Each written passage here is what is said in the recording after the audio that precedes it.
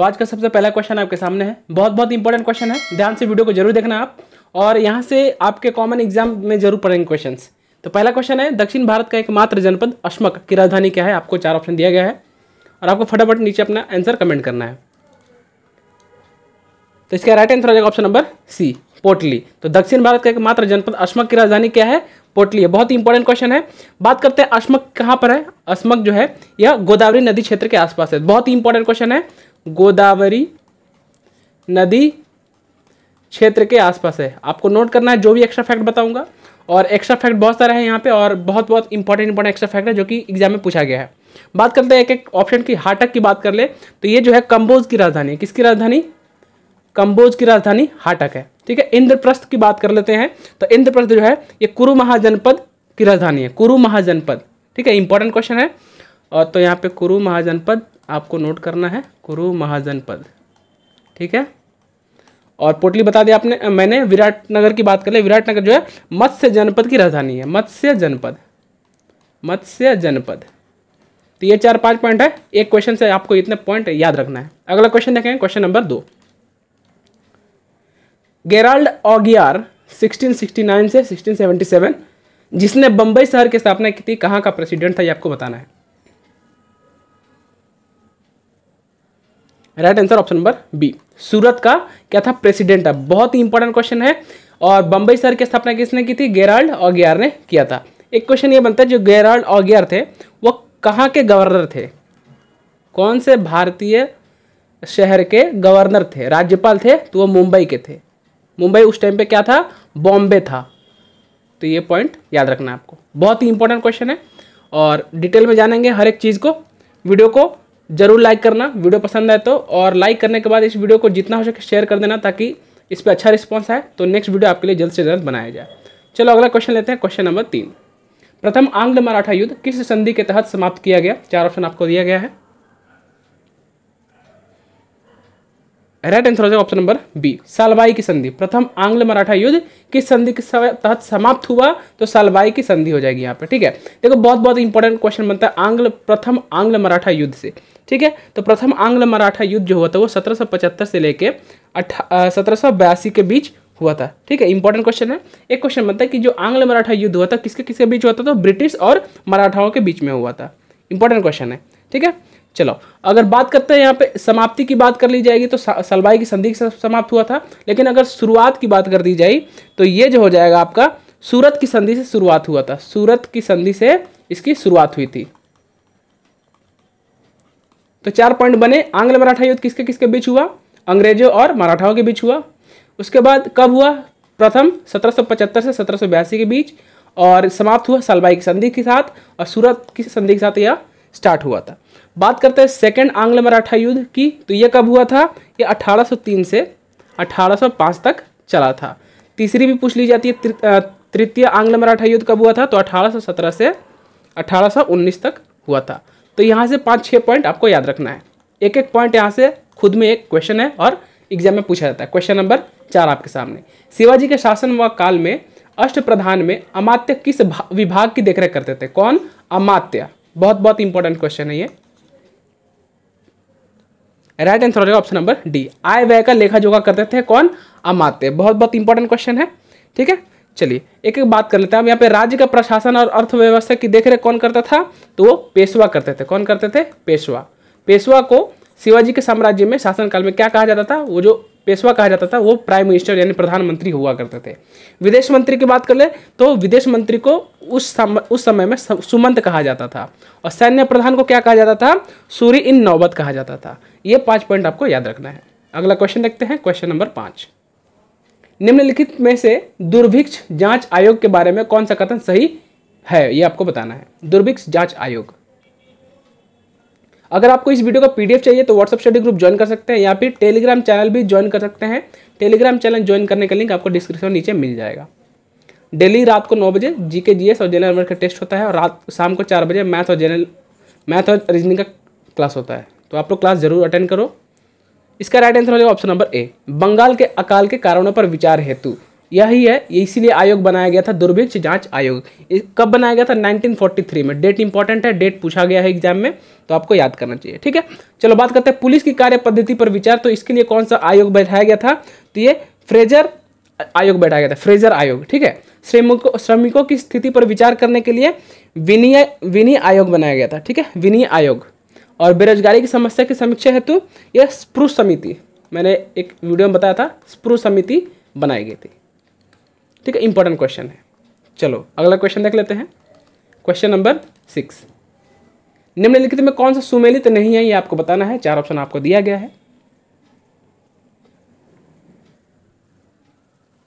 चलो एक पॉइंट देखेंगे हम। सबसे पहला पॉइंट है ईस्ट इंडिया एसोसिएशन, दादा भाई नौरोजी ने स्थापित की थी। तो कब किया था? 1866 में। बिल्कुल सही है। ठीक है, 1866 में। डेट भी नोट करते रहो। शारदा सदन रमाबाई, यह भी सही है, 1889 में, 1889 में।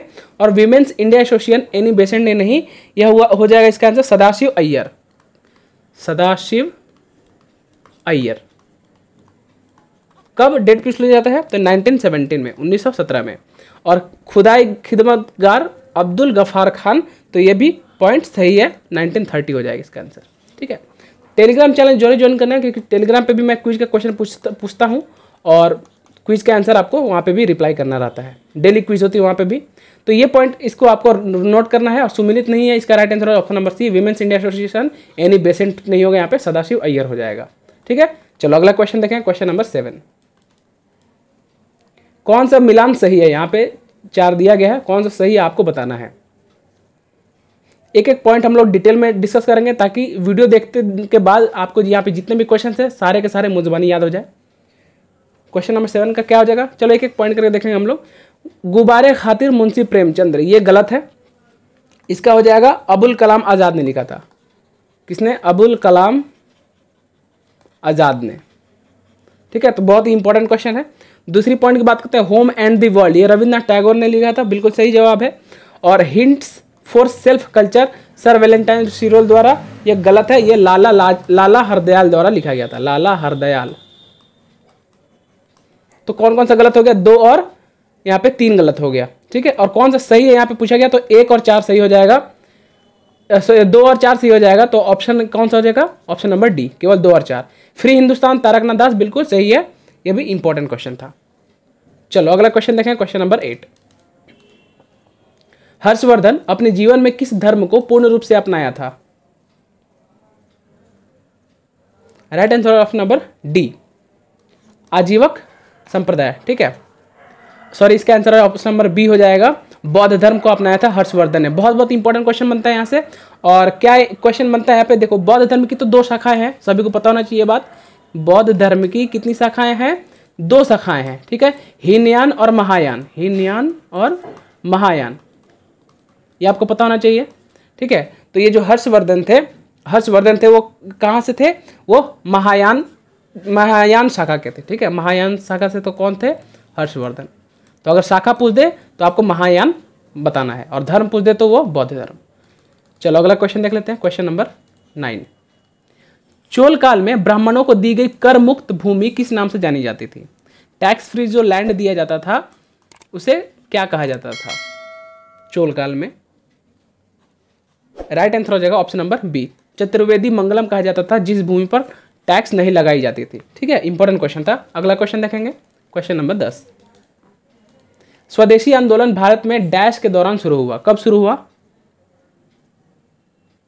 राइट आंसर हो जाएगा ऑप्शन नंबर ए, बंगाल विभाजन विरोधी आंदोलन के समय स्टार्ट किया गया था। ठीक है, इंपॉर्टेंट क्वेश्चन है। बंगाल विभाजन से खुद में एक क्वेश्चन बनता है कि किसके शासनकाल में स्टार्ट हुआ था? तो लॉर्ड कर्जन के शासनकाल में हुआ था, 1905 में स्टार्ट किया गया था। ठीक है, बंगाल विभाजन इंपॉर्टेंट क्वेश्चन है। चलो, और एक क्वेश्चन बनता है कि बंगाल विभाजन की घोषणा, जो घोषणा हुई थी वो कब की गई थी? सॉरी, स्वदेशी आंदोलन की घोषणा कब की गई थी? तो 7 अगस्त 1905 में इसकी घोषणा कर दी गई थी, स्वदेशी आंदोलन की। इंपॉर्टेंट क्वेश्चन है।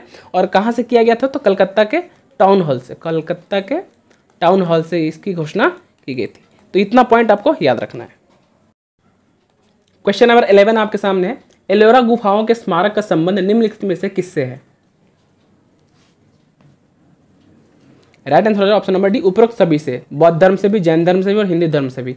बहुत बहुत इंपॉर्टेंट क्वेश्चन है। एलोरा की गुफाएं, इसको यूनेस्को में विश्व धरोहर के रूप में स्वीकार किया गया है, इसको अंगीकृत किया गया है। ठीक है, कब किया गया तो ये क्वेश्चन पूछ दे तो 1903 ईस्वी में एलोरा की गुफा को यूनेस्को के वर्ल्ड हेरिटेज में शामिल किया गया। इंपॉर्टेंट क्वेश्चन था। अगला क्वेश्चन देखेंगे, क्वेश्चन नंबर 12। निम्न में से किसने दिल्ली में स्वदेशी आंदोलन का नेतृत्व किया था? तो स्वदेशी आंदोलन अभी मैंने बताया कब इसकी घोषणा की गई थी, तो 7 अगस्त 1905 में इसकी घोषणा की गई थी। कहाँ से? कोलकाता के टाउन हॉल से। तो दिल्ली में किसने इसका नेतृत्व किया था? राइट आंसर हो जाएगा option number B, Syed Haider Raza ने इसकी नेतृत्व की थी दिल्ली में। अगला क्वेश्चन, क्वेश्चन नंबर 13। असहयोग आंदोलन और खिलाफत आंदोलन का उद्देश्य क्या था, ये आपको बताना है। तो पहला देखेंगे, तुर्की के शासक की स्थिति को बहाल करने के लिए अपील करना, बिल्कुल सही। जलियांवाला बाग नरसंहार और पंजाब में अन्य हिंसा का बदला लेना, यह भी सही है। और भारत के लिए स्वराज यानी स्वतंत्रता को सुरक्षित करना, यह भी सही है। यानी ऑप्शन नंबर डी इसका सही हो जाएगा। उपरोक्त सभी के लिए उद्देश्य था इसका। Question number 14। निम्नलिखित राजपूत राज्यों की उनकी राजधानी के साथ मिलान करना है आपको। यह राज्य है और यह राजधानी है, मिलान करना है कौन सा सही है। बहुत बहुत इंपॉर्टेंट क्वेश्चन है। इस प्रकार क्वेश्चन ही एग्जाम में आपके पूछे जाते हैं। एक एक क्वेश्चन देखेंगे और पूरा डिटेल के साथ देखेंगे ताकि आपको हमेशा याद रहे एक एक क्वेश्चन का डिटेल। राइट आंसर देखो यहाँ पे ऑप्शन नंबर ए हो जाएगा। क्यों? 1 का ए, यानी चौहान का दिल्ली था राजधानी, प्रतिहार का अवंती था, सोलंकी का अनिलवाड़ा था और राष्ट्रकूट का मान्यखेड़ था। इंपॉर्टेंट क्वेश्चन है, जैसा है वैसा ही इसका मैच हो जाएगा। इंपॉर्टेंट क्वेश्चन था। अगला क्वेश्चन देखेंगे, क्वेश्चन नंबर 15। निम्नलिखित में से कौन सा साहित्य 16 महाजनपदों का वर्णन देता है?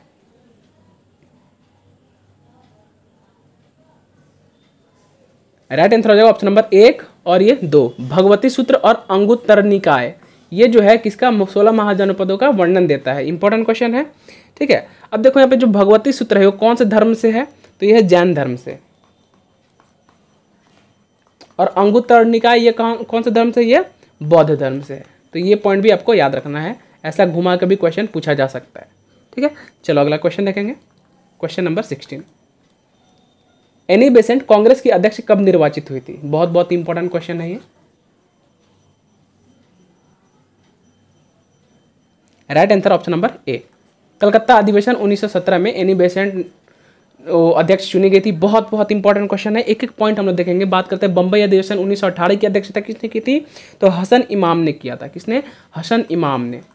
नोट करना एक एक पॉइंट। मद्रास अधिवेशन जो कि 1927 में हुआ था, इसकी अध्यक्षता किसने की थी, तो एन.ए. अंसारी ने किया था। एन.ए. अंसारी ने। ठीक है, और कानपुर अधिवेशन जो कि 1925 में हुआ था, इसके अध्यक्ष कौन थे, सरोजिनी नायडू थी। सरोजिनी नायडू। और इसी के साथ सरोजिनी नायडू भारत की प्रथम महिला अध्यक्ष चुनी गई थी कांग्रेस की। ठीक है, बहुत बहुत इंपॉर्टेंट क्वेश्चन है। चलो अगला क्वेश्चन देखते हैं, क्वेश्चन नंबर 17। तीसरे आंग्ल मैसूर युद्ध को रोकने के लिए टीपू सुल्तान ने अंग्रेजों के साथ कौन सी संधि की थी? तीसरा अभी मैंने डेट बताया, सेकंड और थर्ड का डेट बताया। सेकंड कब हुआ था, थर्ड का डेट कब बताया मैंने। इसका राइट आंसर क्या हो जाएगा, ऑप्शन नंबर बी, श्रीरंगपट्टम की संधि किया था किसने, टीपू सुल्तान ने। बहुत बहुत इंपॉर्टेंट क्वेश्चन है। और ये कब हुआ था, तो 1790 से 92 तक। ठीक है, तीसरा आंग्ल मराठा युद्ध, आंग्ल मैसूर युद्ध, सॉरी आंग्ल मैसूर युद्ध। ठीक है, इंपॉर्टेंट क्वेश्चन था। चलो अगला क्वेश्चन देखें, क्वेश्चन नंबर 18। स्थायी बंदोबस्त के तहत जमींदार का पूरे लगान भू राजस्व का कितना प्रतिशत राज्यों को देना तय किया गया था? इंपॉर्टेंट क्वेश्चन है।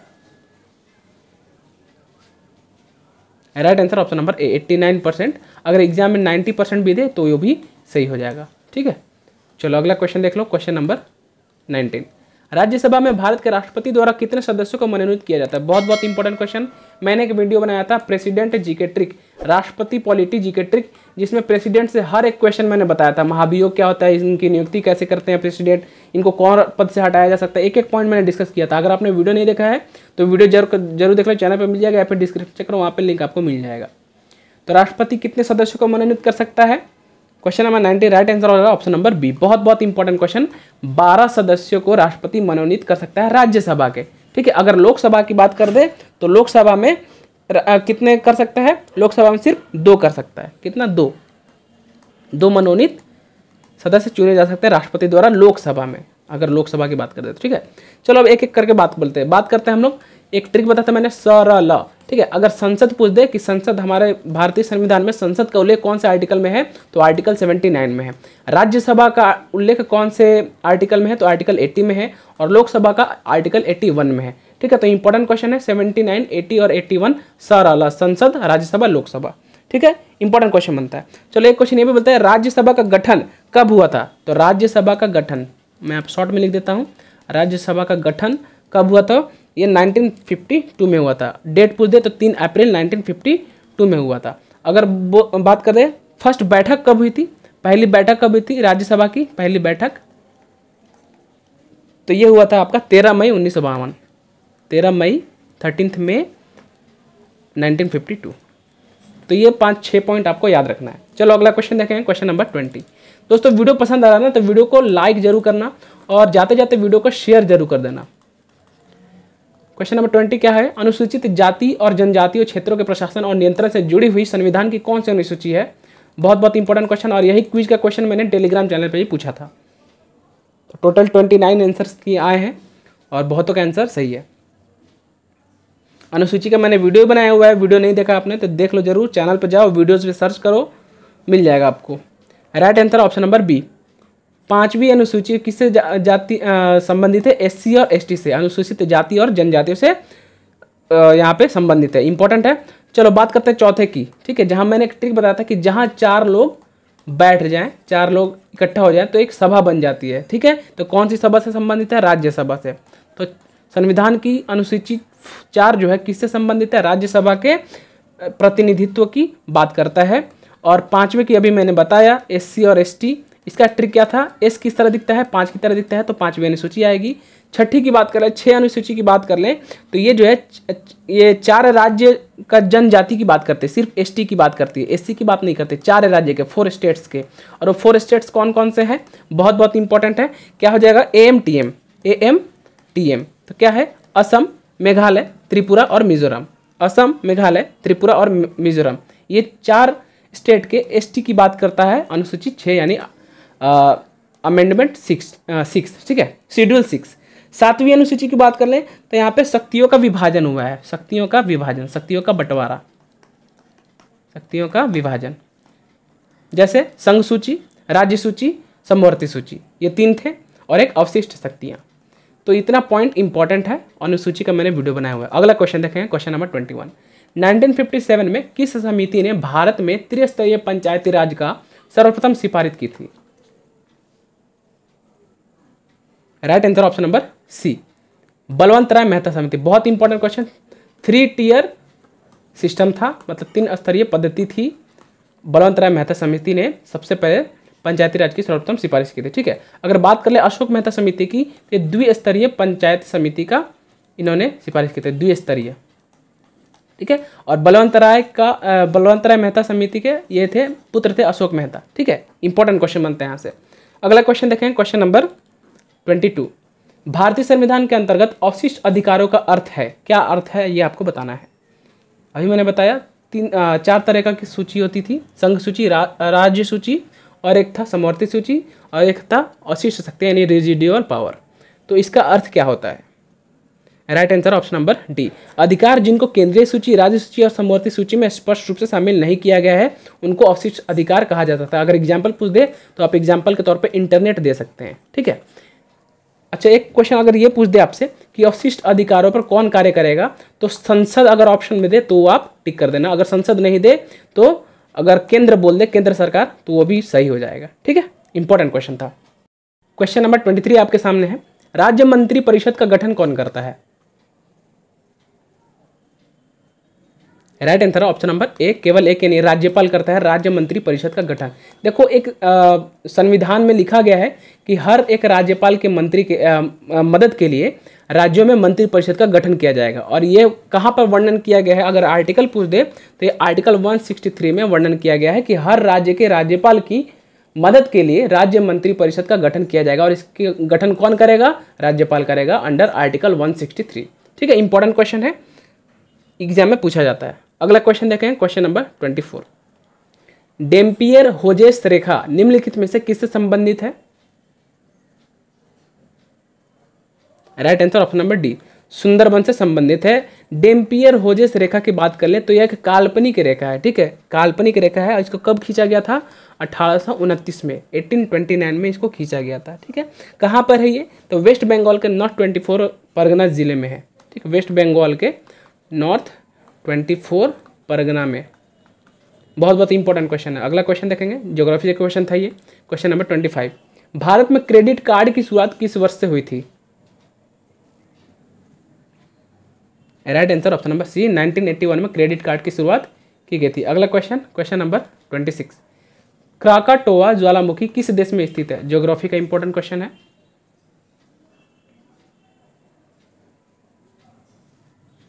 राइट आंसर ऑप्शन नंबर ए, इंडोनेशिया। क्राकाटोआ ज्वालामुखी की बात करें तो ये एक्टिव वल्केनो है, एक्टिव ज्वालामुखी है, ठीक है। और लास्ट इसमें कब फूटा था ये ज्वालामुखी? तो 2018 में। तो ये पॉइंट इंपॉर्टेंट है। अगला क्वेश्चन देखेंगे, क्वेश्चन नंबर 27। निम्नलिखित में से किस राज्य को भारत के कोहिनूर के रूप में जाना जाता है? बहुत बहुत इंपॉर्टेंट क्वेश्चन है। भारत का कोहिनूर किसे कहा जाता है?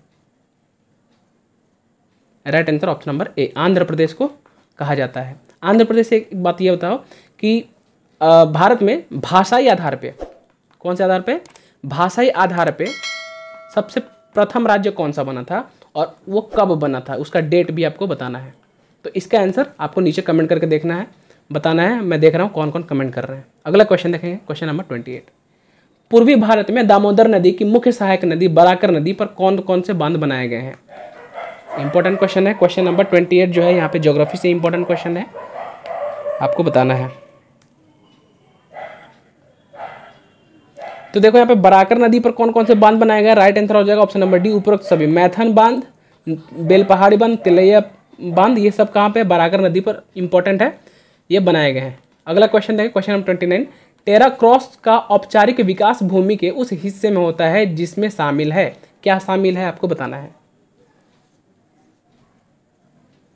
राइट आंसर हो जाएगा ऑप्शन नंबर ए, चूना पत्थर जहां शामिल है, ठीक है। चलो अगला क्वेश्चन है, शंकुधारी वन मुख्य रूप से पाए जाते हैं, कहाँ पाए जाते हैं? ये भी ज्योग्राफी का इंपॉर्टेंट क्वेश्चन है। Right answer option number B, शीतोष्ण क्षेत्र में पाया जाता है। शीत प्लस उष्ण, जहाँ ठंडी गर्मी दोनों पड़ती है, ऐसे जगहों पे शीतोष्ण वनों में शंकुधारी वन पाई जाती है, ठीक है। इंपॉर्टेंट क्वेश्चन है। अब बात करते हैं कल के क्विज के आंसर की।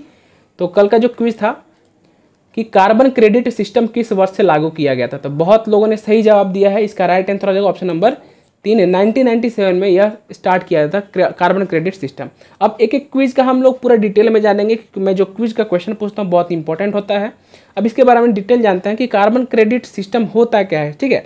तो सबसे पहले ये देख लो, जो कार्बन का एमिशन होता है, कार्बन जो निकलता है कहीं से भी, पूरे वर्ल्ड में कार्बन का एमिशन जहाँ से भी होता है, उसको कम करने के लिए, कार्बन एमिशन को कम करने के लिए क्या किया गया? यह सिस्टम लागू किया गया, कार्बन क्रेडिट सिस्टम, ठीक है। और ये किसने लागू किया? तो यूनाइटेड नेशन ने लागू किया। और ये किसके तहत लागू किया? तो ये भी क्वेश्चन पूछता है। तो ये है आईपीसीसी, ठीक है। तो ये आईपीसीसी का फुल फॉर्म होता है inter governmental pact on climate change, ठीक है। तो ये पॉइंट इंपॉर्टेंट है, inter government panel on climate change. तो इसके तहत जो है यह कार्बन क्रेडिट सिस्टम को लागू किया गया था 1997 में, यूनाइटेड नेशन ने इसे लगाया था, ठीक है। अब बात करते हैं आज के क्विज के आंसर की। तो आज के क्विज का आंसर आपको नीचे कमेंट करके बताना है, ठीक है। तो आज का क्विज का आंसर क्वेश्चन है कि चित्तौड़गढ़ दुर्ग के निर्माता कौन है? सभी को पता होना चाहिए, हिस्ट्री का इंपॉर्टेंट क्वेश्चन है। चित्तौड़गढ़ दुर्ग के निर्माता कौन है? फटाफट आपको नीचे कमेंट करके इसका आंसर बताना है। तो ये था आज का वीडियो पसंद आया तो दिल से लाइक करना, और लाइक करने के बाद वीडियो को जितना हो सके शेयर जरूर कर देना। अगर आप चाहते हो कि आपके बताए गए टॉपिक पे मैं वीडियो बनाऊं, वीडियो कैसा लगा नीचे कमेंट करके जरूर मुझे बताना। जो लोग चैनल को पर नए हैं, चैनल को सब्सक्राइब नहीं किया, चैनल को सब्सक्राइब कर लेना और बेल आइकन जरूर प्रेस कर लेना, ताकि वीडियो की नोटिफिकेशन आपको डेली का डेली मिलता रहे। टेलीग्राम चैनल ज्वाइन कर सकते हो या व्हाट्सएप स्टडी ग्रुप ज्वाइन कर सकते हो डेली पीडीएफ लेने के लिए। क्लास टाइम नोट कर लो, शाम को 4 बजे मैथ और रीजनिंग क्लास, रात को 9 बजे जीके जीएस और जनरल का टेस्ट होता है। Thank you again for watching this video.